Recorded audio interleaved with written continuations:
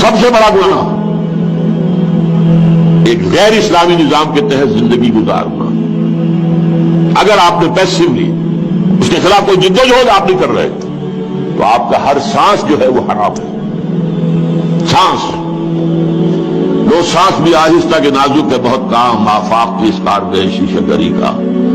یہ ہر سانس حرام ہے.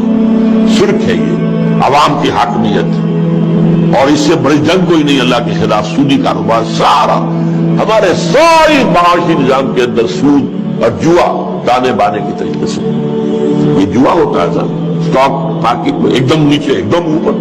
یہ دنیا کا وہ نظام ہے جاہلانہ. اس اعتبار سے میرے نزدیک تو جو گناہ اور حلال اور حرام کا تصور ہے وہ بہت مختلف ہے. ایک شخص سور کھا رہا ہے چھی چھی چھی چھی چھی چھی سور سور سور سور سور. ایک شخص بکری کا گوشت کھا رہا ہے لیکن اس کو خریدا تھا اس نے کسی کی جیب کاٹ کر. کیا کھا رہا ہے؟ حلال کے حرام؟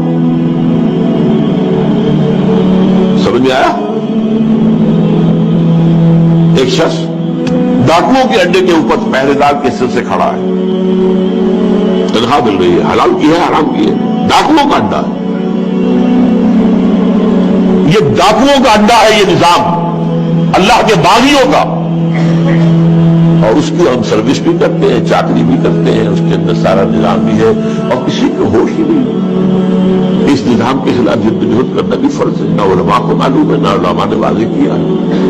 وہ ایک فقہی اسلام جو ہے اس میں تو یہ چیز ہے نہیں. اس میں تو جہاد بھی فرض عین تو ہے ہی نہیں. جہاد کے معنی جنگ اور جنگ جب ہوتی ہے تب ہوتی ہے اور جنگ بھی ہر شخص پر تو فرض نہیں ہوتی.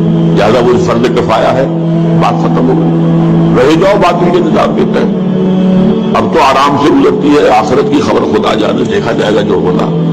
اور کیا خبر دیکھا کیا جائے گا؟ ہمارے شاخے موجود ہیں حضور موجود ہیں. لے جائیں گے ہم سے ایک ایک ادھر اس کے نصیب ہے. حضور کے بعد شیخ عبد القادر جیلانی موجود ہے. وہ بھی پھر ہمیں بچانے کے لیے موجود ہے. یہ سارا جو ہے مکے والوں کا شرک واقعہ